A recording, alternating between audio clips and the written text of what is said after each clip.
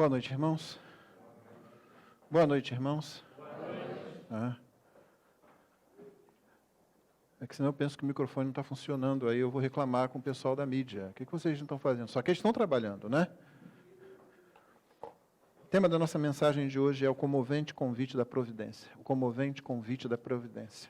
Nós temos falado no livro de Ruth pela manhã, você viu a providência de Deus agindo em pessoas comuns, em eventos comuns e corriqueiros do dia a dia. É um livro muito interessante desse ponto de vista também, justamente porque você não tem ali um profeta avisando alguém de alguma coisa, ninguém ali tem algum sonho, alguma visão, através da qual Deus fale ao povo, fale a alguém específico, dê alguma ordenança. O que você tem?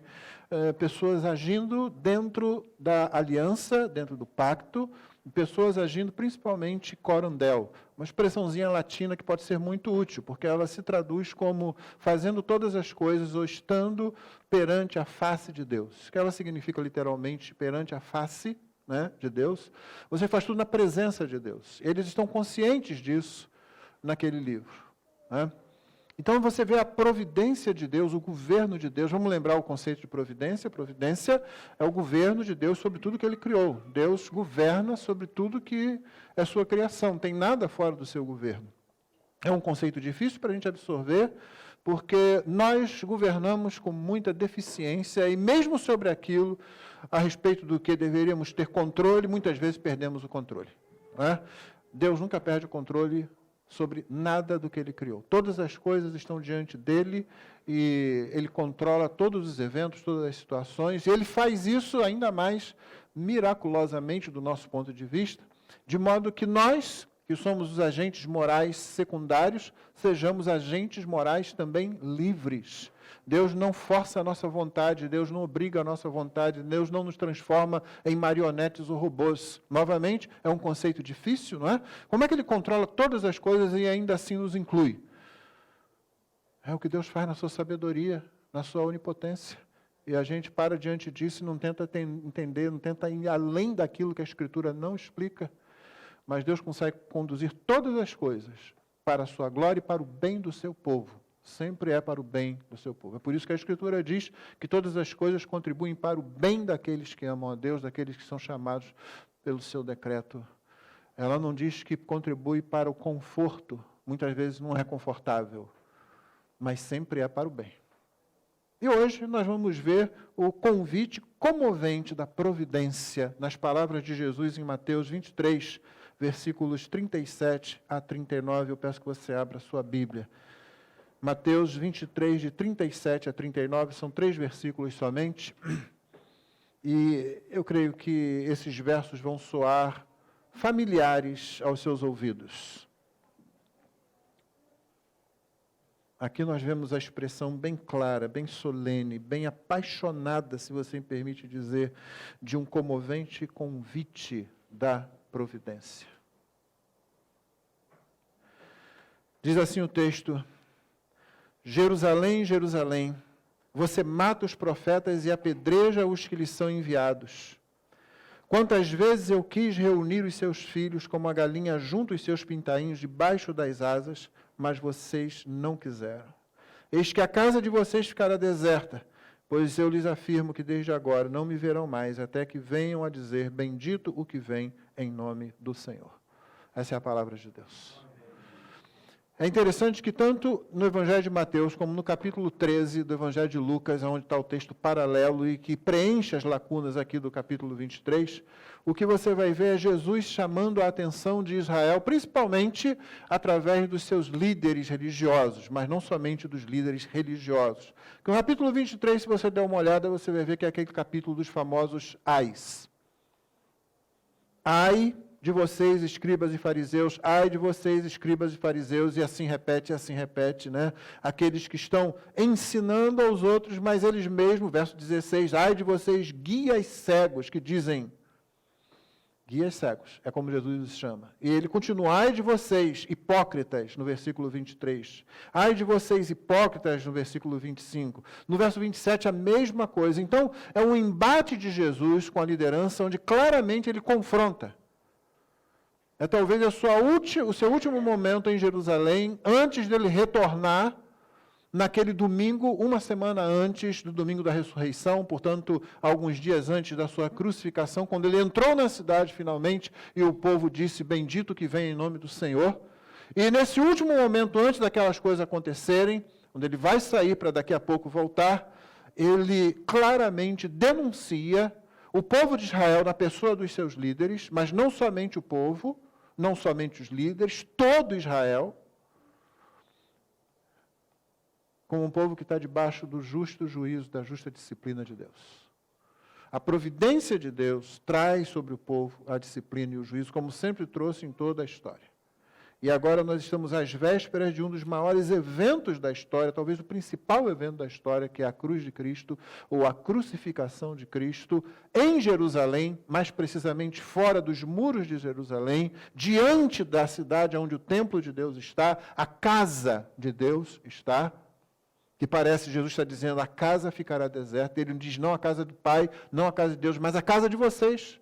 A casa em que vocês confiam, o templo que está aqui em que vocês confiam. É nesse cenário, nesse contexto, que nós temos Jesus lamentando sobre Jerusalém de forma tão apaixonada. Jerusalém, Jerusalém, essa não é uma expressão incomum nos escritos judaicos, quando se fala de Jerusalém, e a repetição em textos como esse, porque os próprios judeus sabiam que seus pais no passado tinham apedrejado, tinham decapitado, tinham, enfim, matado profetas que lhes foram enviados.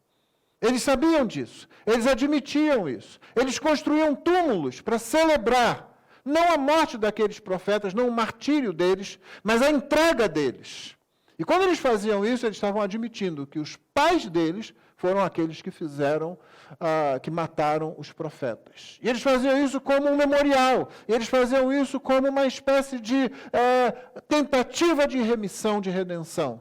Mas o Senhor Jesus vai acusá-los em outro momento, aliás, fez isso imediatamente antes desse texto que nós lemos, de serem apenas prolongadores do que seus pais fizeram, de serem apenas herdeiros da maldade dos seus pais, dizendo, olha, vocês realmente são filhos dos pais de vocês.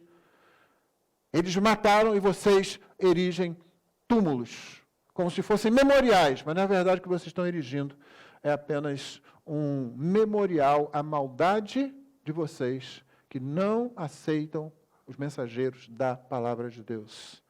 Ele diz, serpentes, verso 33, o Senhor Jesus estava sendo muito direto, o Senhor Jesus sabia que aquilo ia suscitar a ira daqueles homens, mas era o momento de dizer, ele disse no verso 33, serpentes, raça de víboras, como esperam escapar da condenação do inferno?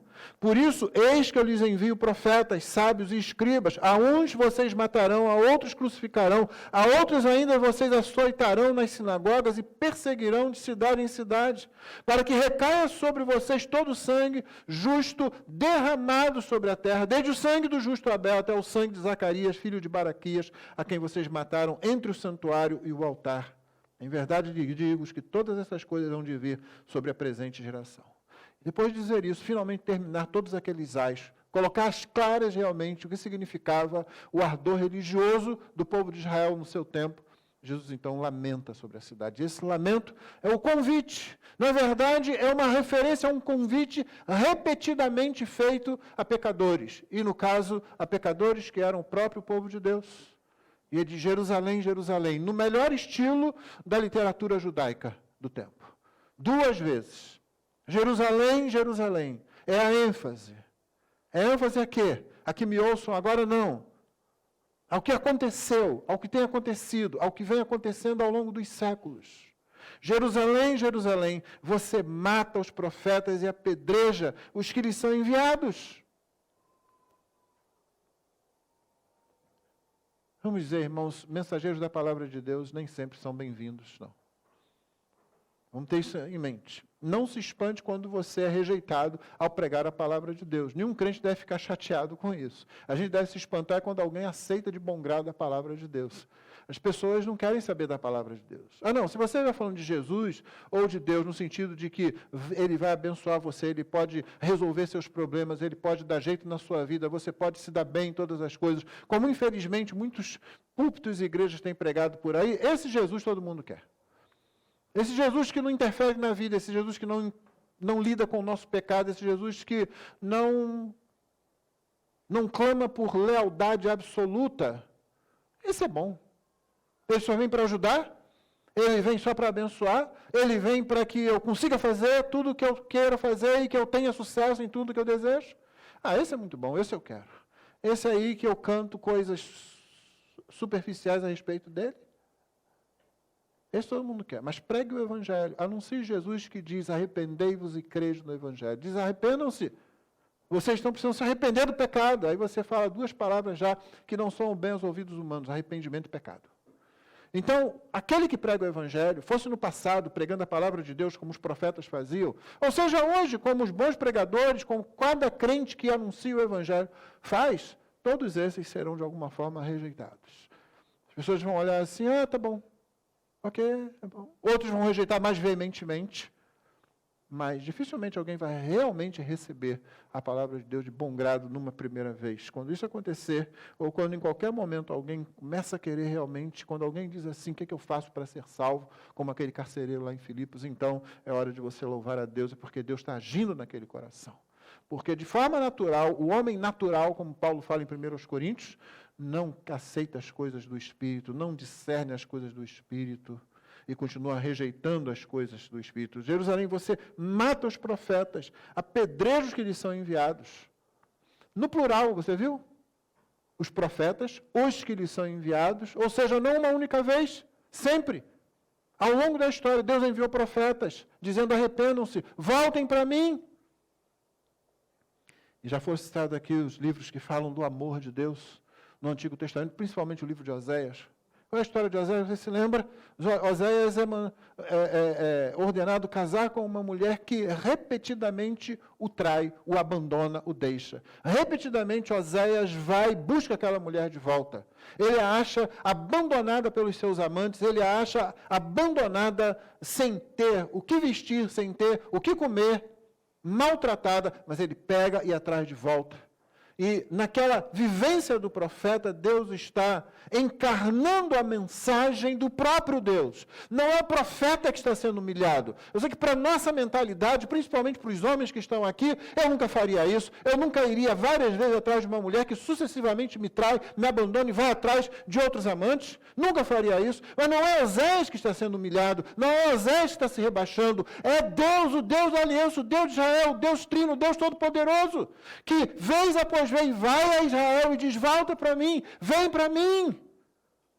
Deus está fazendo isso. Por isso o Senhor Jesus continua dizendo, quantas vezes, no plural, quantas vezes eu quis reunir os seus filhos, como a galinha junta os seus pintainhos debaixo das asas. Essa expressão que você viu hoje pela manhã e vai continuar vendo ainda, debaixo das asas, significa debaixo da proteção, debaixo do governo, mas principalmente debaixo do cuidado de Deus.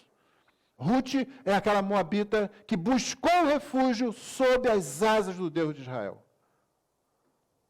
Essa é uma expressão usada no Antigo Testamento, principalmente nos Salmos, muitas vezes. O Salmo 57:1 diz, tem misericórdia de mim, ó Deus, tem misericórdia, pois em ti a minha alma se refugia, à sombra das tuas asas me abrigo, até que passem as calamidades. Ainda o Salmo 36, verso 7, como é preciosa, ó Deus, a tua misericórdia, por isso os filhos dos homens se acolhem à sombra das tuas asas. E ainda somente mais um texto, Salmo 17, versículo 8, guarda-me como a menina dos olhos, esconde-me à sombra das tuas asas. Você já viu numa tempestade filhotes de passarinhos sob as asas da mãe?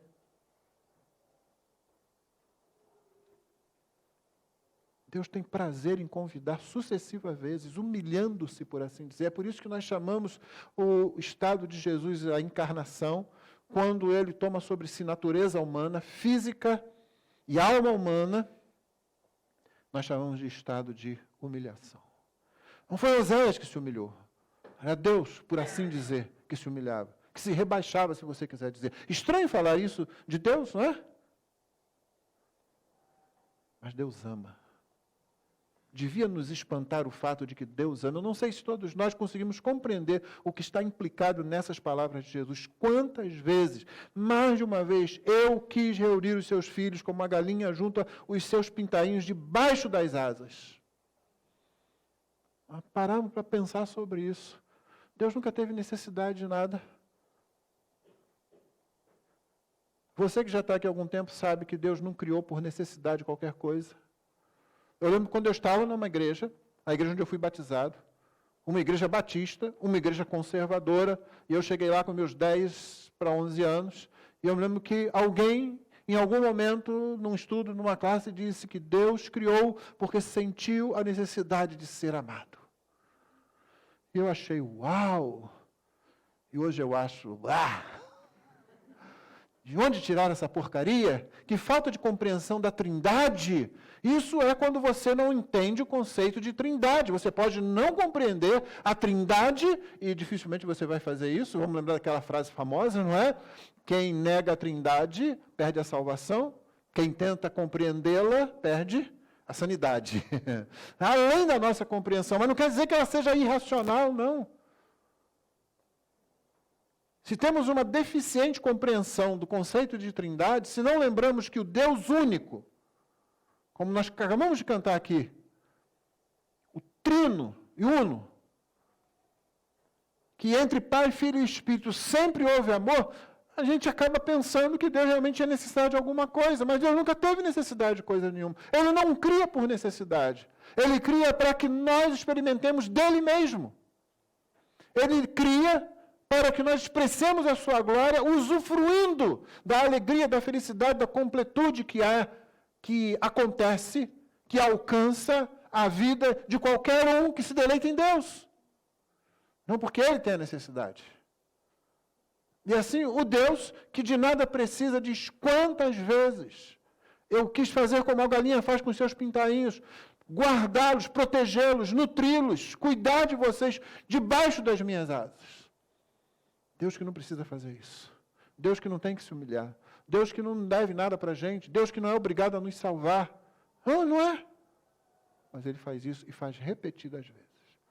Podemos aplicar isso e aprender várias coisas aqui. Eu não quero me demorar muito nisso, não. Mas vou apenas lembrar você, pense bem cada vez que você tiver que perdoar alguém. Nós somos tão difíceis de perdoar, né?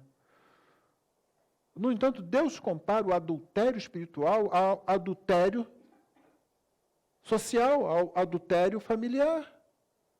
Porque é grave, porque atinge, porque corrói, porque tira toda a possibilidade de equilíbrio. Por isso o casamento é, nas Escrituras, uma boa imagem da união entre Deus e seu povo. Por isso Paulo utiliza a figura do casamento em Efésios para falar de Cristo e da igreja.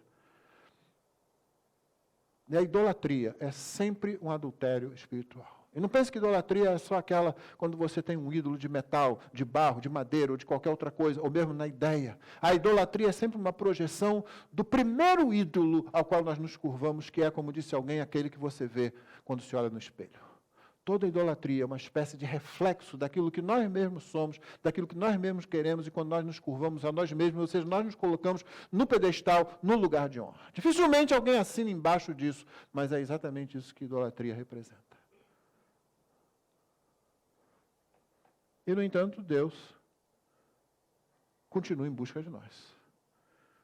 Nós temos dificuldade de perdoar, e Deus continua nos buscando, oferecendo seu perdão. Então pense nisso quando você for aquela pessoa que alguém ofendeu e chega pedindo perdão. Pense como você foi perdoado. Sim, certamente não perdoar significa ter uma bola de ferro amarrada no tornozelo. Mas não é por isso que crentes perdoam, não. Isso é um resultado de você perdoar, ficar livre daquele peso. Nós perdoamos porque nós fomos perdoados de dívida muito maior. De uma dívida que nós nunca poderíamos pagar. Nós perdoamos porque Cristo nos perdoou, sem que nós merecêssemos. Nós perdoamos porque não existe nenhuma ofensa feita a você ou a mim que possa superar a ofensa que eu e você fizemos ao próprio Criador. E, no entanto, o que é que ele diz? Quantas vezes eu quis reunir os seus filhos como uma galinha junto os seus pintainhos debaixo das asas. E aí vem a coisa mais estranha, aquela que você não espera. Jesus diz, mas vocês não quiseram. Não quiseram. Proteção? Não queremos. Ser guardados? Não queremos. Cuidado constante? Não queremos. Acolhimento? Não queremos nada disso, não. Hoje você olha para a sociedade à nossa volta e você vê as pessoas pedindo exatamente isso. Mas elas querem isso nos termos que elas querem e querem isso das outras pessoas. Elas não querem isso de Deus. Elas querem ser acolhidas. Há igrejas hoje que se transformam em grupos de acolhimento, porém sem evangelho. Não existe acolhimento verdadeiro se não for o daquele que diz, quantas vezes eu quis receber vocês, acolher vocês, debaixo das asas, como a galinha faz com seus pintainhos. Então é muito fácil você ter um grupo onde todo mundo se sente bem ali. É muito fácil você ter um grupo onde as pessoas sejam bem recebidas. Mas não precisa ser igreja para isso. A igreja é o lugar onde você vem e você deve ser acolhido, com a verdade sendo colocada, dizendo o seguinte, não adianta você fazer parte do nosso grupo, se abraçar todo mundo, você ser bem-quisto por todo mundo, se você não se resolveu com aquele que está convidando você várias vezes para ir até ele, para se arrepender dos seus pecados e para se deixar envolver pelo acolhimento que vem dos céus. Não adianta, você pode ter um grupo social muito bom. Há pessoas que buscam esse tipo de igreja. Todo mundo é muito legal. Lá ninguém nem me condena. Lá ninguém me julga. Não, eu espero que aqui na igreja ninguém condene ninguém e ninguém julgue ninguém. Basta que a gente pregue a palavra. É a palavra que faz isso. É a palavra que me confronta. Se eu tenho que ser condenado em alguma atitude, é ela que me condena, é ela que me aponta, é ela que me mostra isso. Nós não precisamos fazer isso, basta que a gente apresente todo o conselho de Deus, toda a palavra de Deus, e no confronto, o Senhor convida, vem para mim. Peraí, o Senhor está me chamando de adúltero, o Senhor está dizendo que eu estou no pecado, o Senhor está dizendo que eu estou perdido, que eu estou no lamaçal, e ainda está dizendo, vem para mim, é exatamente isso. Esse é o convite profundo, compassivo, comovente da providência divina. Porque é a providência divina que traz o Evangelho até a gente. É a providência divina que trouxe o Evangelho para o Brasil, na figura de missionários que lutaram com muitas coisas para chegar até aqui. É a providência divina que fez com que o Evangelho saísse de Jerusalém e fosse para todas as nações. É a providência divina que sucessivamente enviou profetas para trazer o seu povo de volta, a sensatez de volta, para o lugar sob as asas de Deus. É a providência divina que faz isso. E a providência divina que sucessivamente nos convida à volta. E se você já fez esse retorno, é a providência divina que continua a nos chamar, mesmo nós que uma vez crentes, confessando Cristo através do batismo, inclusive, continuamos muitas vezes expressando infidelidade ao Senhor. Você acha que Deus chuta você para longe? Não, Deus não tem caprichos, irmão. Deus não é igual a gente, não. Não, Ele nunca vai acolher o pecado. Ele nunca vai apoiar o pecado. Ele nunca será conivente com o pecado, mas Ele vai continuar chamando você. É por isso que hoje de manhã eu disse, nós não somos Ruth. Ruth é a mulher virtuosa. Ruth é a mulher por quem você se apaixona fácil. Ruth é aquela mulher que você olha assim, gente, eu quero essa mulher para mim. Ruth é aquela mulher cheia de atrativos. Mas eu disse, nós não somos Ruth. Nós somos aquela mulher prostituta. Nós somos aquela mulher largada na sarjeta. Nós somos aquela mulher que se autodestruiu por causa da sua própria condição. E ainda assim, o noivo, o Senhor Jesus, vem, pega, levanta, carrega, leva, lava, limpa. E Ele não tem que fazer isso. Você consegue pensar sobre isso?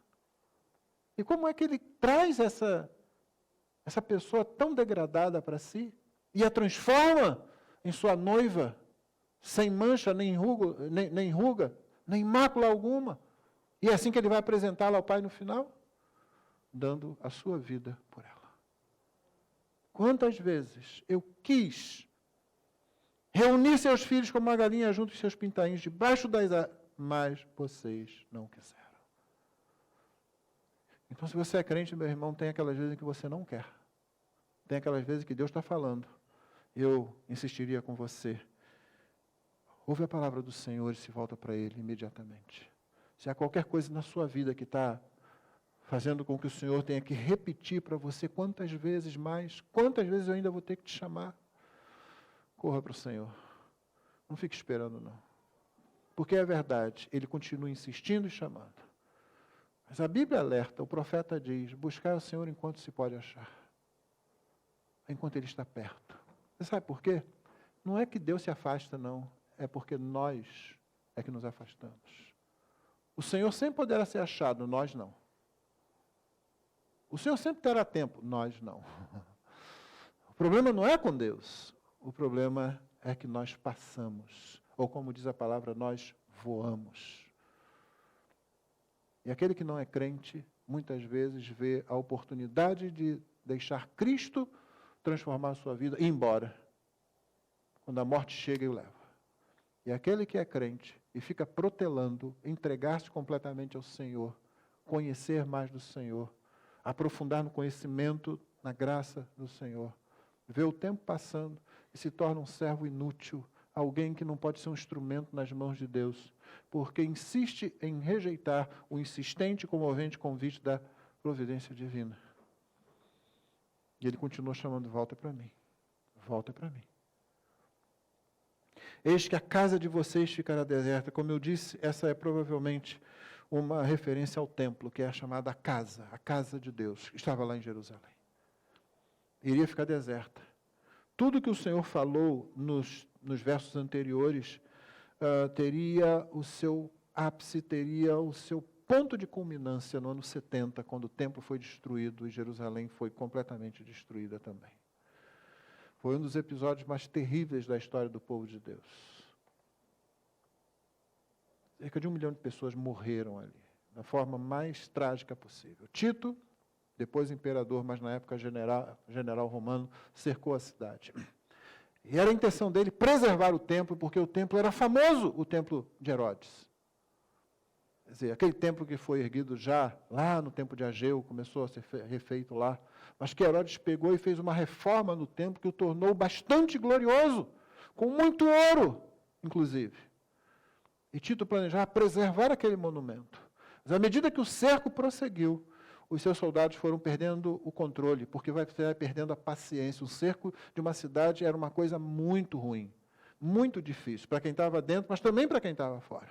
De modo que quanto mais demorasse para conquistar a cidade cercada, pior era a atitude, os ânimos, a disposição das pessoas que iam invadir.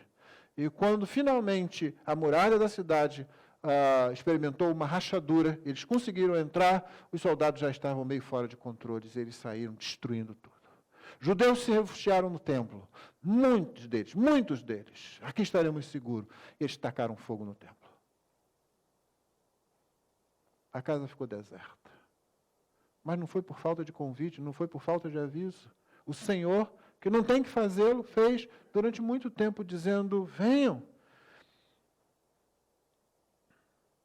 E ele disse, eu afirmo que desde agora vocês não me verão mais, até que venham a dizer, bendito que vem em nome do Senhor. O Senhor Jesus se retira, o Senhor Jesus vai embora, e quando ele voltar agora, é para o ato final, aquela semana, em que ele vai purificar o templo novamente, em que ele vai entrar primeiro na cidade, naquilo que o pessoal chama de domingo de ramos, porque as pessoas cortaram ramos e colocaram, e gritaram exatamente isso, bendito que vem em nome do Senhor.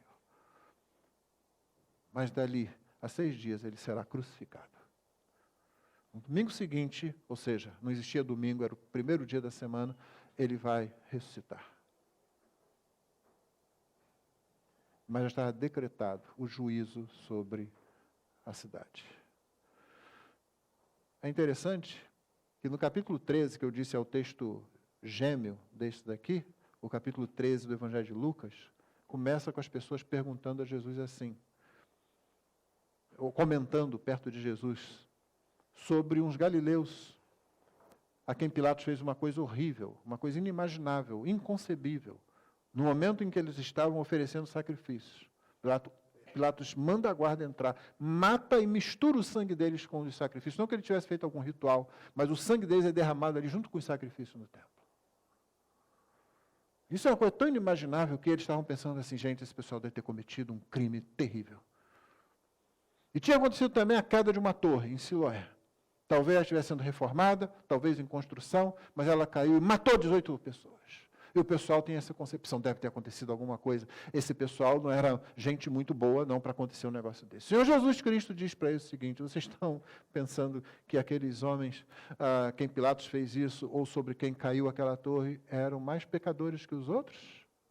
Todos vocês vão morrer, igualmente, se vocês não se arrependerem.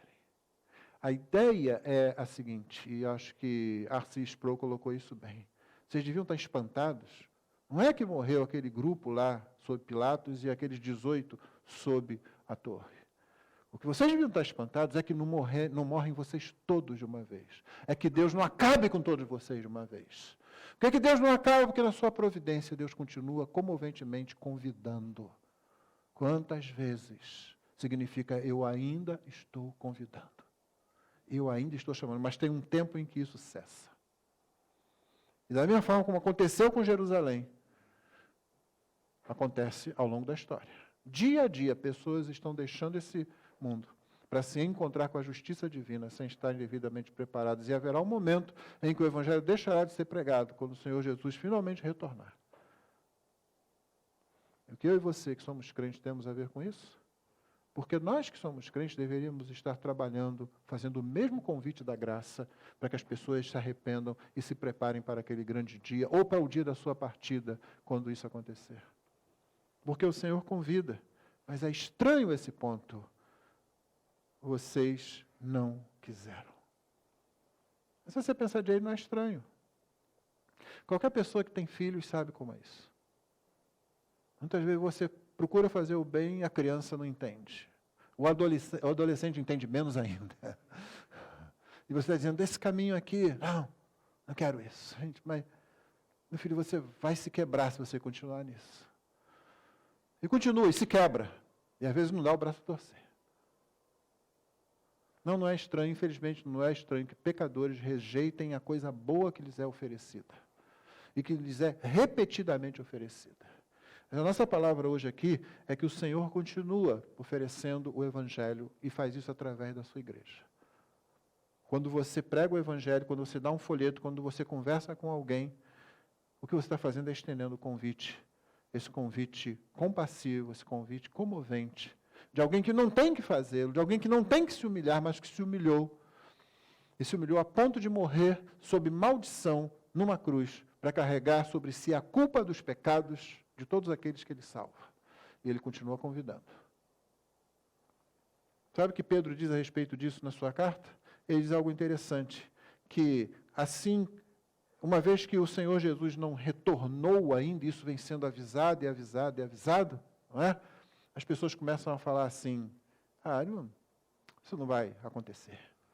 Eu já estou aqui há muito tempo, meu pai já estava aqui, meu avô já estava aqui, esses crentes estão pregando isso aí, ele vai voltar e tal. E Pedro escreve o seguinte, eles não entendem simplesmente que Deus não quer que ninguém se perca, mas que todos venham ao arrependimento. Deus não tem a sua promessa por tardia, não, mas Ele é longânimo. As pessoas pegam a longanimidade, a paciência de Deus, o comovente convite da providência, como se fosse fraqueza de Deus, como se fosse irrealidade, quando na verdade o que o Senhor Jesus está fazendo é continuar convidando. Venham, venham. Estejam sob as minhas asas, eu vou guardar vocês, eu vou proteger vocês, eu vou nutrir vocês, eu vou cuidar de vocês, eu vou acolher vocês. É nesse lugar que nós queremos estar, irmão. É nesse lugar para o qual devemos chamar todas as pessoas que ainda não se renderam a Jesus. Porque um dia esse convite vai cessar. E aí nós não teremos mais aquele que é o advogado, teremos o juiz. E o juiz, da mesma forma como o advogado, fará com integridade a sua parte. E ninguém vai poder dizer, não fui avisado. Ninguém, acredite, ninguém vai poder dizer isso. Eu estou sendo injustiçado. Ninguém vai poder dizer isso.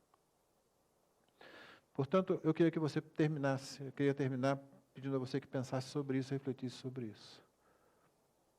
Que amor é esse que faz com que o Deus Trino, repetidas vezes, venha atrás de nós, nos buscar?